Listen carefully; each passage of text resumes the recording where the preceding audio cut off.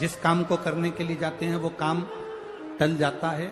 आज की जगह कल, कल की जगह परसों, परसों की जगह नरसों, काम होता ही नहीं। बेटा बेटी का संबंध करने जा रहे हैं पर हो ही कितना भी दरिद्र से दरिद्र व्यक्ति, कितना भी दीन से दीन व्यक्ति, एक नियम वो अगर अपनी जिंदगी में बना ले,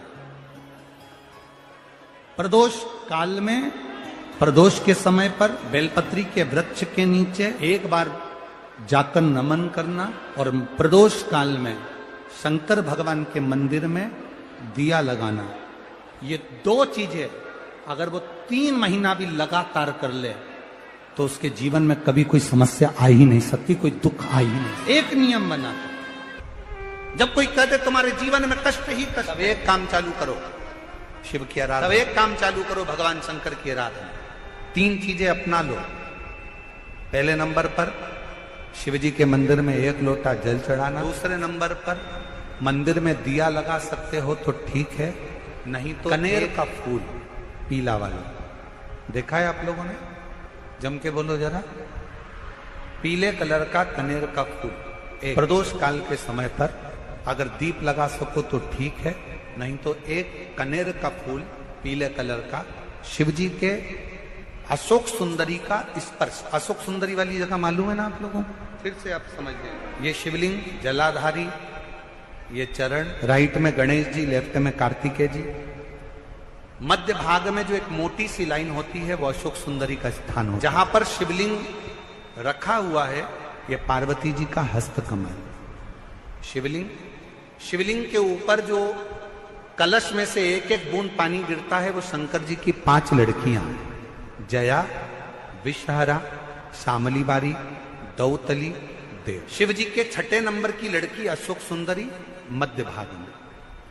जब एक कनेर का फूल प्रदोष काल में अशोक सुंदरी वाली जगह पर स्पर्श कराकर शिव जी को समर्पित करना। 3 क्रम है, अगर बन सके तो करो। पहला 1 लोटा जल चढ़ाना। दूसरे नंबर पर अगर बहुत ज्यादा तकलीफ की जिंदगी चल रही हो, बहुत कष्टमय जीवन चल रहा हो और सब ने कह दिया कि तुम्हारी किस्मत में तो धक्के ही लिखे हैं, केवल आप धक्के ही खाओगे, तो 1 कनेर का पुष्प प्रदोष काल में अशोक सुंदरी का स्पर्श कराकर शिवलिंग पर चढ़ाओ और शिव की आराधना और दिल से बाबा को पुकारते रहो। श्री शिवाय नमस्तु, श्री शिवाय नमस्तु। और मेरी जीजियों, मेरे जीजाओं, मेरी बेटियों, बेटाओं, मेरी माताओं, एक बात और आपसे कह, जब आप पशुपतिनाथ का व्रत करो ना, पशुपति व्रत को अगर आप धारण करो, या सोमवार का व्रत करो, या शिवरात्रि का व्रत करो, या प्रदोष का व्रत करो, या आप शंकर जी के मंदिर में जाकर कोई उपास, कोई व्रत, कोई पूजन कर रहे हो ना, तो एक निवेदन और आज इस व्यासपीठ से करें आप लोगों के लिए। आपकी पूजन की थाली में सब कुछ है, सब कुछ, और जो आपके पास में बैठकर पूजन कर रही है उसकी थाली में अगर कोई कमी रह गई है ना, तो शिव महापुराण ये भी कहती है कि शंकर के सामने बैठकर किसी की पूजन की थाली में भी कमी मत देखो। बन सके अपनी पूजन की थाली में से थोड़ा सा सामान उसकी थाली में रख दो। प्रयास करना कि वो कमी ना देखी जाए। अगर हम भगवान की साक्षी में भी अगर कमी देखेंगे तो हमारे जीवन में कमियां बढ़ती चली जाएगी। हम क्यों करें? गुरुजी, हमारी टेम्परेरी नौकरी है, बहुत कष्ट में हम, क्या करें हम? कहीं मत जाओ, तुम्हारे नजदीक में जो शंकर का मंदिर है उस मंदिर में जाकर झाड़ू लगाना प्रारंभ कर दो। तुम्हारे शिव जी के मंदिर में कहीं पोछा लगाना प्रारंभ कर दो। तुम्हारे शंकर के मंदिर में थोड़ा सा चंदन घिसना प्रारंभ कर दो। नौकरी पर जाओ, ड्यूटी पर जाओ, बच्चों को संभालो, परिवार को संभालो, उसमें से थोड़ा सा समय शंकर जी को देना प्रारंभ करो। थोड़ा सा समय निकालना शिव जी के लिए, थोड़ा सा समय। गुरुजी, अभी मेरी तनख्वाह तो मात्र 8,000 रुपए मिलती है, प्राइवेट जॉब कर रहा हूं, परिवार बड़ा है, गुरुदेव दिल्ली जैसे शहर में रह रहा हूं, बहुत दुख का जीवन चल रहा है, क्या करूं? किसी को हाथ नहीं दिखाना, किसी को पत्रिका नहीं दिखाना, किसी को भाग्य नहीं दिखाना, अब जो कुछ दिखाना अपने शंकर को दिखाना। उसके मंदिर में सेवा करना प्रारंभ करो। और मेरे बाबा तेरी सबसे बढ़िया।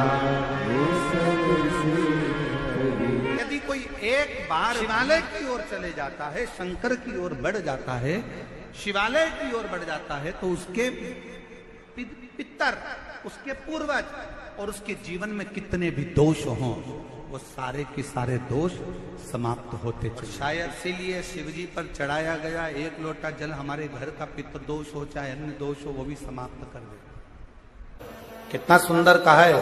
जब जिंदगी बहुत संघर्ष में चल रही हो, बहुत दुख का जीवन चल रहा हो, बहुत कष्ट का जीवन चल रहा हो, बहुत कष्टमय जीवन चल रहा हो, तब शमी के पांच एक दुर्वा के साथ एक अक्षत चावल का एक दाना हल्दी में भिंगोया हुआ हो या केसर में भिंगोया, शमी पत्र 5, एक दुर्वा, एक चावल का दाना, जो दिल से हृदय से बेलपत्री के वृक्ष के नीचे पार्थिव लिंग का निर्माण कर कर मट्टी का शिवलिंग बनाकर प्रदोष काल में, मतलब शाम के समय पर शिवलिंग बनाकर उस पे जल चढ़ाकर, जो ये 5 शमी का पत्र, एक दुर्वा और एक चावल का दाना, अपनी कामना कर कर, जो दुख चल रहा है बाबा से विनय कर कर एक एक पत्ता जब समर्पित कर दे, फिर एक दुर्वा समर्पित कर दे, फिर एक चावल का दाना समर्पित कर दे और बाबा का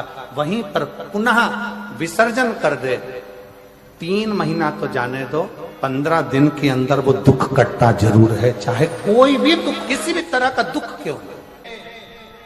एक बेलपत्र के वृक्ष की परिक्रमा करने वाले को हजारों अश्वमेध यज्ञ का फल प्राप्त हो जाता है, हजारों अश्वमेध यज्ञ का फल प्राप्त हो जाता है। उसी तरह एक पार्थिव लिंग का निर्माण करने वाले को, मिट्टी का शिवलिंग का निर्माण कर कर पूजन करने वालों को 12 ज्योतिर्लिंग के शिवलिंग के दर्शन का पुण्य फल प्राप्त। बहुत ध्यान लगा। एक बेलपत्री, और उस बेलपत्री में एक चंदन की बिंदी और एक अक्षत का दाना मात्र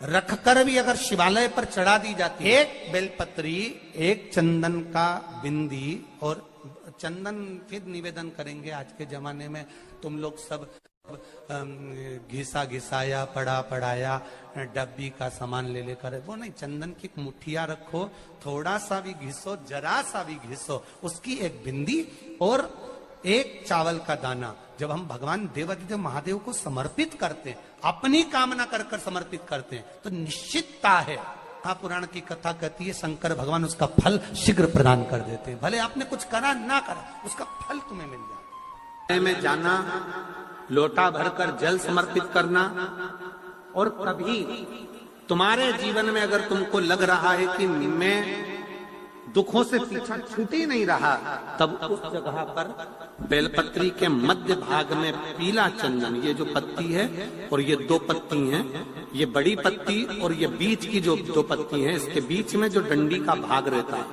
जो बीच में डंडी का जो भाग है, बड़ी पत्ती और ये 2 छोटी पत्ती के मध्य में जो डंडी का भाग है, उस डंडी के भाग में पीला चंदन और एक अक्षत पीला, शंकर भगवान को आप अगर प्रदोष काल में समर्पित कर रहे हैं, तो ये निश्चित है कि धीरे धीरे कर कर वो दुख समाप्त होगा, वो दुख कटेगा ही। प्रकट वर्णन किया गया शंकर भगवान की आराधना में, शिव की आराधना में। जब तुम्हें लगता है कि तुम्हारा व्यापार नहीं चल रहा, कोई तुम्हें धोखा दे रहा है, लक्ष्मी नहीं आ रही, बहुत चिंता में पड़े हुए हो, बहुत टेंशन में जिंदगी चल रही है, बहुत बीमारियां तुमको घेर ली है और चारों तरफ अंधेरा ही अंधेरा नजर आ रहा है, तुमने विचार करा अब मैं तो मर जाऊं तो अच्छा, मैं सुसाइड कर लूं तो अच्छा, मैं मर जाऊं तो अच्छा। तो मरने से पहले एक काम कर कर देखना, शंकर भगवान की आराधना कर कर देखना, शिव पर एक लोटा जल चढ़ा कर देखना, और ज्यादा चिंता, ज्यादा टेंशन हो तो बेलपत्री के जड़ को घिसकर उसका चंदन बनाकर शंकर को लेपन कर कर उसकी भी आराधना कर कर देखना कि बेल चंदन का फल क्या। बेलपत्र, एक बेल, ये कोई बेल पत्र, एक बेल, ये कोई साधारण एक बेल पत्र।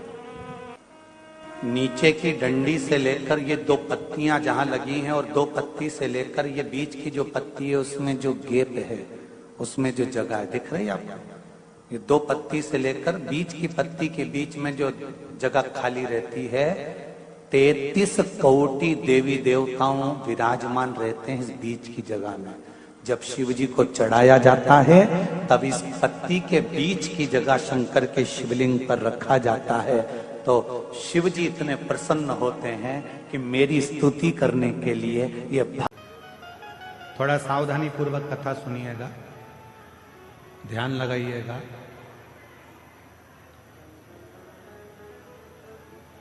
कथा में आपका ध्यान रहे। बहुत दूर दूर से आप लोग आए हो और बाबा की कथा सुनने के लिए आए हो। आपके पास में अगर कोई खड़ा भी है तो उसके पांव पड़ लो, हाथ जोड़ लो और उसको नीचे बिठा कर कह दो थोड़ी देर चुप हो जा, 2 घंटे के बाद जितना बोलना है बोलते रहना। उसके पांव पड़कर उसको नीचे बिठा कर कह दो 2 घंटे चुप हो जा, उसके बाद में तू बोल लेना जितना बोल, और नीचे बैठ जा। कथा कर रही है, शिव कथा वर्णन कर रही है, पांडव विनय कर रहे हैं। हम क्या करें? महाभारत का वन पर्व कह रहा है। भगवान कृष्ण ने कह दिया कि तुम शिव की आराधना करो, भगवान शंकर की साधना करो। शिव की आराधना, हाँ। भगवान शंकर की साधना, हाँ। इतने में भीम ने कहा कि एक काम करते हैं, अगर शिव जी की ही आराधना करना है, साधना करना है, और शंकर भगवान यदि हमें सब कुछ दे सकते हैं तो हम सीधे कैलाश पर चले जाते हैं।